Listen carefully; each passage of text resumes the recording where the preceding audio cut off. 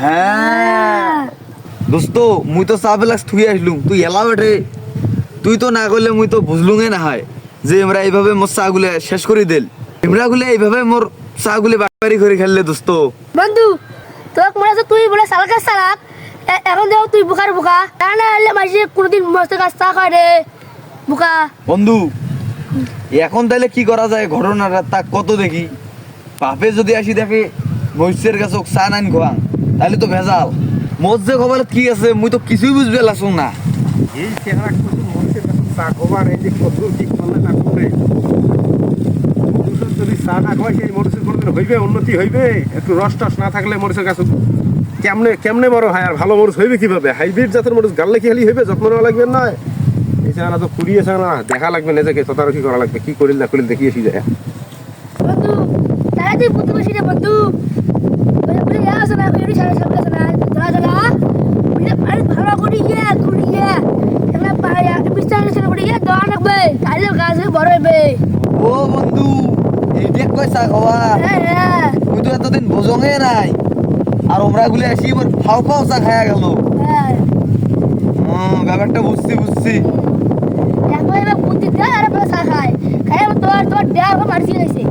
হ্যাঁ বন্ধু কথাটা তুই ঠিক করছিস তাহলে তুই থাক মুই গেলুম। এই পবিত্র তুই এটা এই বন্ধু কাছারি করবে লাগছিস তোরা যে আমি এই যে মরিচের চারাতে চা খেলিবার কইলাম মরিচের চারা কি চা খেলেছিস? না আব্বা আরে একবার চা আনলাম হেট দিয়ে মরুজ বাড়ির ওই যে ওপারের লোকমান হাকিম আসি এই পাকে পাম দেয় আর এই পাকে চা খায় দুইজন আসছিল তাই এই কল অতম করে বলে চা খাওয়ায় না ওই যে সার বলে গুলিয়ে লাগে গুলিয়ে বলে চা খাওয়ায় এলা যাং 7 জায়গায় গুলিয়ে চা দেব। তোর বয়স কত? বয়স 13-14। 13-14টা বছর মোর কতগুলো টাকা তুই ধ্বংস করছিস কতগুলো অন্ন ধ্বংস করছিস আজকে তুই মরিচের চারা চা খেয়ে যাবো এই চা খেলবে যাই তুই এই মোর পাতির চা খাওয়ানো চিনি দিয়ে লবণ দিয়ে তা মোক কোনোদিন শিখিয়েছিলেন আমরা শিখেছি আসলে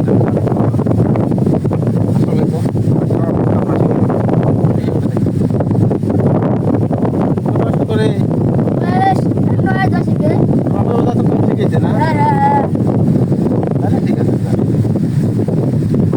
এলা কি চা খেলবে যাওয়ার আছিস? চা খেলে চা বাড়ি যা ধরিয়া এখন কি অবস্থা আচ্ছা থাকেন মুই গেলুম। কি যন্ত্রণার কথা আসলে তো সঠিক কথাই তো কইছে গার্জিয়ান যদি একটা নির্দেশনা না দেয় কাজ কাম না শিখে তাহলে সাওয়া ছোট শিখে কেমন করে না এখন থেকে সাথে নেওয়া লাগবে কাজ কাম একটু শিখে রাখবে তো দর্শক তোমার বলে যাই কাজ কাম শিখেন নাই সাওয়া তাও একটু শিখে দিবেন যাও মুই যা দাও মরিচের ক্ষেত্রে কি অবস্থা হ্যাঁ তোমার আজগবি খেত হয়ে গেল নাকি রে? আলহামদুলিল্লাহ আল্লাহ তো মেলা রহমত করছে এই গাছতে গাছ এত বড় হয়ে গেল। হ্যাঁ কি অবস্থা এই যে আব্বা এই যে সারানছি সার আর দেওয়া লাগবে না বাবা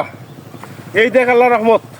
মরিচের ক্ষেত কি রকম হয়ে গেছে এত দেখে গেছিলু না এখন তো দেখি যাই নাই দেখছিস আল্লাহ কি রহমত করছে এই দেখো ফুলও এসে গেছে এই যে নিশ্চয় যে মরিচের গোটাও আসছে বাবা মাশাআল্লাহ তোমার মশলা দেলু কথা করি আর কত রে তোমার কি জাদু শিখছ নাকি? না রে বাবা না এটা জাদু মন্ত্র নয় জাদু মন্ত্র দিয়ে এই গাছ বাড়া যায় এটা খোদাতি ভাবে বাড়ছে আল্লাহর রহমত আছে এই যে আমি আল্লাহর ইবাদত করি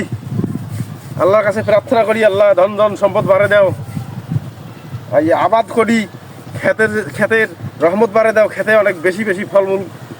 আমাকে দিয়ে দাও রহমত করে দাও আল্লাহ আমার দোয়া কবুল করছে আল্লাহর কাছে চাইলে আল্লাহ কিন্তু সবাইকে সব কিছু দেয় মনে আশা পূর্ণ করে দেয় যখন যার যেটা দরকার তখন সেটা দেয় এখন দেশের মধ্যে মরিচের চাহিদা বেশি মরিচের দাম বেশি মরিচের চাহিদা খুব বেশি হয়ে গেছে এখন মানুষ মরিচ বিনে হাহাকার হয়ে গেছে এই জন্য আল্লাহ আমার এই যে ক্ষেতত মনে করি যে সুন্দর করে মরিচ দিছে এই দেখতে আমার কাছে ঢালপলা হয়ে গেছে মরিচ ধরে গেছে এখন আমি কি করবো আল্লাহ শুক্রিয়া বাবা কি করবো বাবা বিক্রি করে দেবো না বাবা বিক্রি কর্ম ঠিক আছে কিন্তু সীমিত লাভে বিক্রি কর্ম ঠিক আছে সীমিত লাভে অল্প লাভে জনগণের কাছে সুন্দরভাবে মরিচ দেবো মানুষ যাতে মরিচ অল্প টাকায় কিনতে পারে খাইতে পারে এবং আল্লাহ শুকরিয়া করতে পারে আলহামদুলিল্লাহ খায়া করবে আলহামদুলিল্লাহ নয় হ্যাঁ এই আল্লাহ আরো রহমত বাড়াই দেবে। হ্যাঁ কথাটা তোমরা ঠিকই কইছেন। রে পবিত্র, হে এলা মরুজ বাড়ির চা খাওয়া হয় নাই? আরে তুই আর ওই ইনামুল মোর সাথে সিটিয়ার বাটপারি করছেন, সেটা তো মুই বুঝবি আর পাইছং। আল্লাহর মান, এই দেখ মোর মৎস্যের কাজ কত সুন্দর ঢলঢলা হয়েছে। আনির মান আল্লাহ রাখে। হ্যাঁ হ্যাঁ